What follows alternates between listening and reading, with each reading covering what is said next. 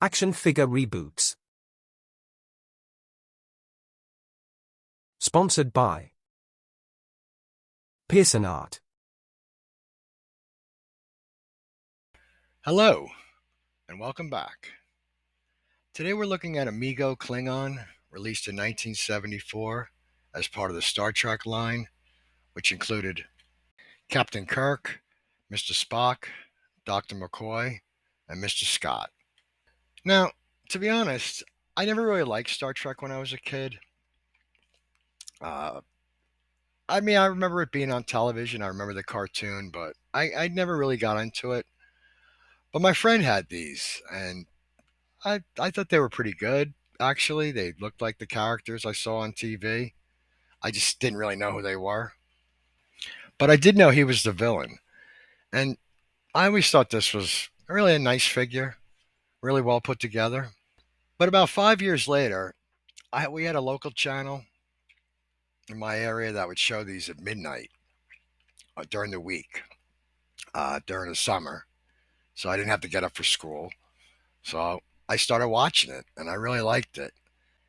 And there was one thing I noticed at the time.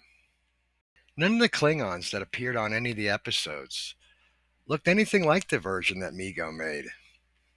I guess one could argue that he probably comes the closest, I guess. He has the beard and the hair, but it's kind of a stretch. Even the picture on the packaging didn't really look like him at all. It wasn't until years later when I saw the cartoon that I saw how the Klingons were designed in that. The suits were more like Mego's, even though they were in different colors. And then when I saw him, I thought, oh, okay, I get it now. Evidently, Mego took aspects from the live action and the cartoon and kind of melded them together. If you look at the Enterprise set that was released at that time, you could see that it looks much more like the cartoon than the live action show. I actually think it was a brilliant way to go. The cartoon had been on the year previous, and the television show was in syndication. It's really a stroke of genius to combine the two. I just don't think Mego went far enough. I like this design. So for today's reboot, I'm going to go with this.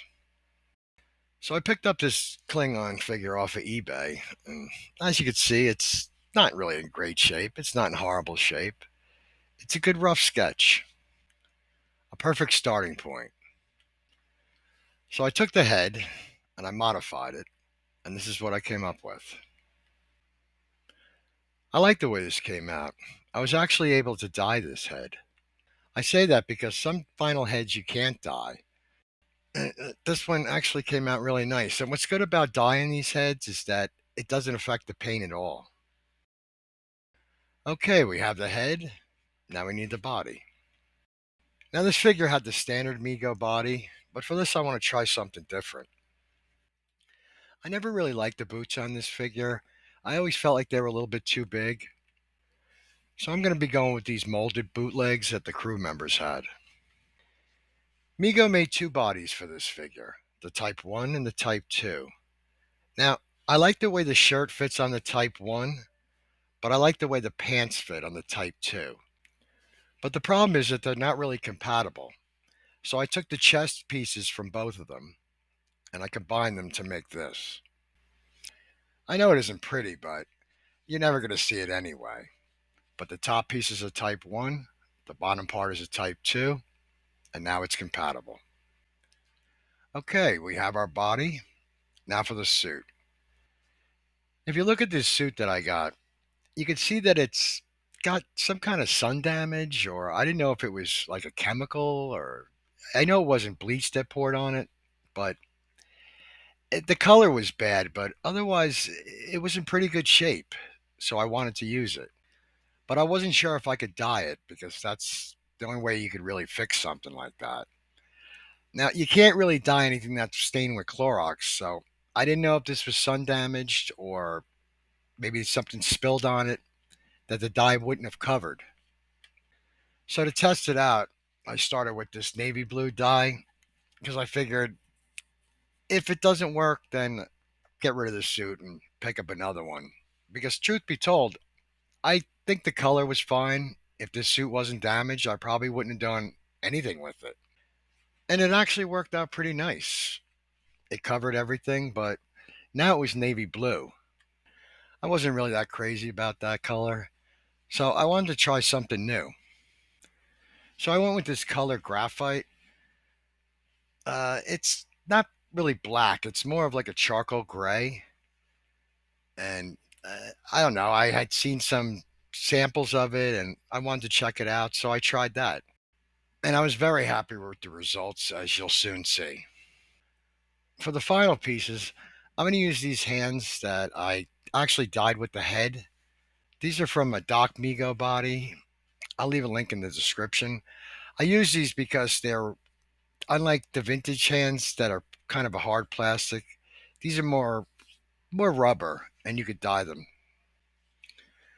So okay, we got all the parts. Let's put it together and see what we got. I'm pretty happy with this. I like the boots. I like the way that looks. I like the fit of the suit. That all works for me. I'm really happy with the color of the suit. I, I, I can't believe I was actually able to achieve black. Now, I don't know about anybody out there that has tried to dye anything black, but it never works unless it's already been black. Anytime you try to color something, dye it, it just comes out like a dark brown. So maybe this is the formula: navy blue and then graphite. Maybe I cracked the code. I'd actually be really curious to see what this would look like if it wasn't faded and I just used the graphite. I wonder if that would have worked. I'd really like to see how that would come out. Maybe I'll get a beater or something and try it out. I know the vest isn't the same color as the cartoon, but there was really no way to achieve that short of painting it, and that wasn't going to happen. But I actually like the burgundy. I think that looks good. I'm really happy with the head, though. I think that looks really good. And I think it looks a lot more intimidating and more Klingon. I'd like to dye some other heads. Uh, I have an idea for something that might work out nice, but we'll have to see. So I guess that about wraps it up for this week's episode. If you enjoyed this video, hit the like button, subscribe, share, comment. I'd love to hear from you. And until next time, ladies and gentlemen, always remember and never forget, think outside the box.